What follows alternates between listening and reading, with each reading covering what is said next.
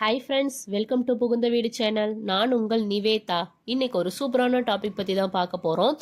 அதாவது periods miss ஆகுது, ஆனால் செக் பண்ண நெகட்டிவ் வருது, ஆனால் பீரியட்ஸும் வரலை, நான் என்ன பண்ணுறது அப்படின்னு சொல்லி ஜென்ரலாக எல்லாருமே கேட்குற கேள்வி இதுதான்.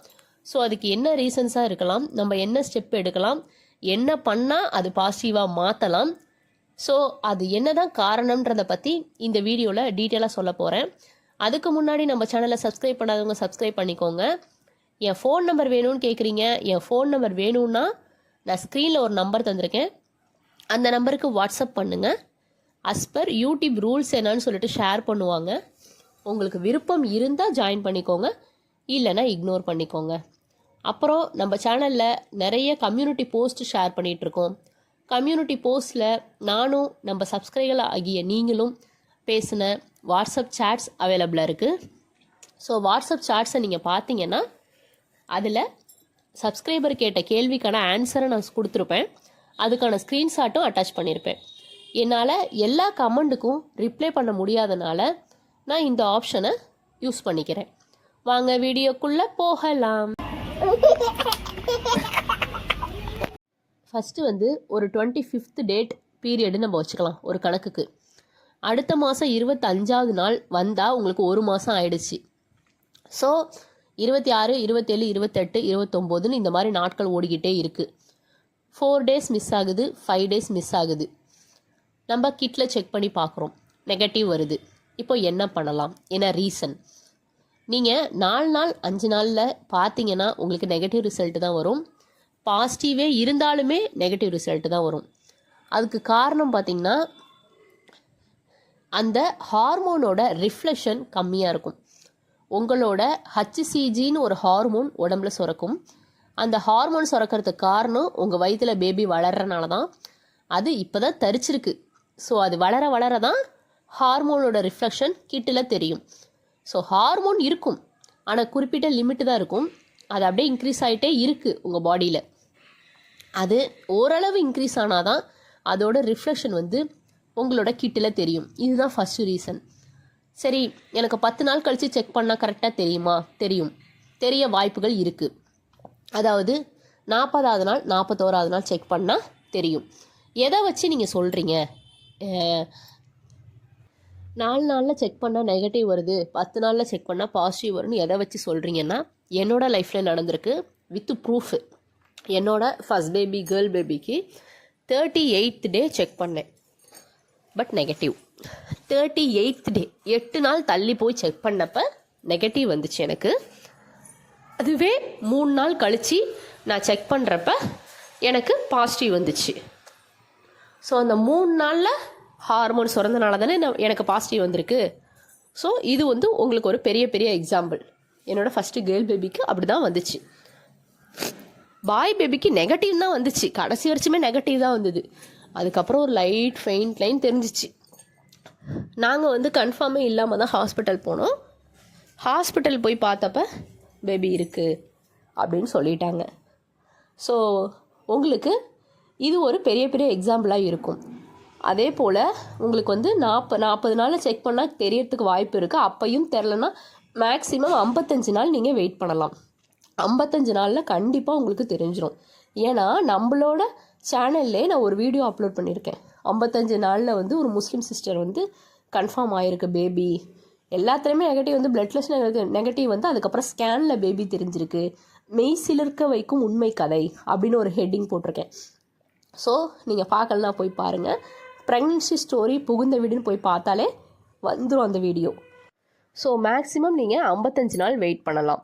எனக்கு அதுக்கப்புறமும் நெகட்டிவ் வருது, 2 மாதம் ஆச்சு 3 மாதம் ஆச்சுன்னா உங்களுக்கு ஹார்மோன் இம்பேலன்ஸாக இருக்கலாம், இல்லைனா நீர்க்கட்டி பிரச்சனைகள் இருக்கலாம். நீர்க்கட்டி பிரச்சனை இருந்தாலுமே இந்த மாதிரி இர்ரெகுலர் பீரியடாக ஆகிடும்.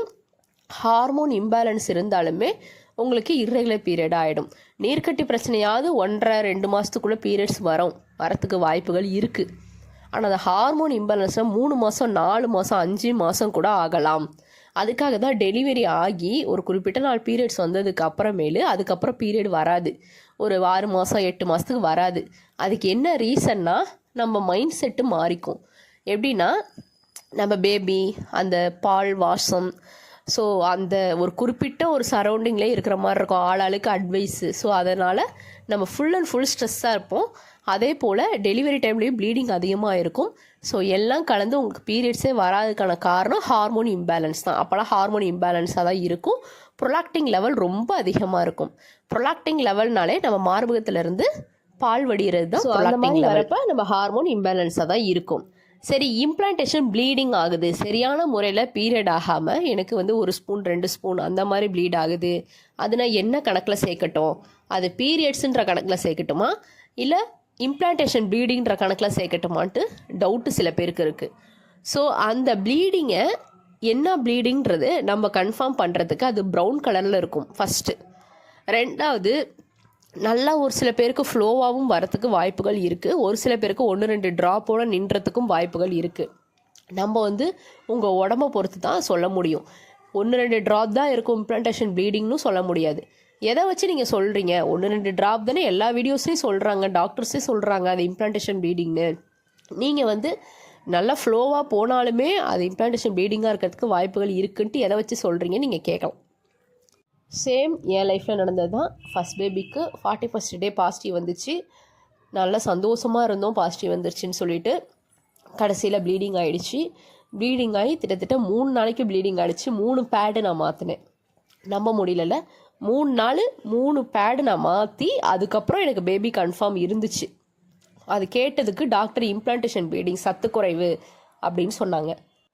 ஸோ உங்களுக்கு அது இம்ப்ளான்டேஷன் ப்ளீடிங்காக இல்லையான்றது தெரிஞ்சுக்கிறதுக்கு நீங்கள் ஹாஸ்பிட்டல் தான் போயாகணும். வீட்டில் பார்த்தீங்கன்னா உங்களுக்கு ப்ரௌன் கலரில் அது இருந்து அதே போல் பீரியட்ஸ்க்கான பெயின் எதுவுமே இல்லைனா அது இம்ப்ளான்டேஷன் ப்ளீடிங்காக இருக்கிறதுக்கு வாய்ப்புகள் இருக்குது. நீங்கள் உடனே ஹாஸ்பிட்டல் போனால் தான் அந்த ப்ளீடிங்கை ஸ்டாப் பண்ணுவாங்க.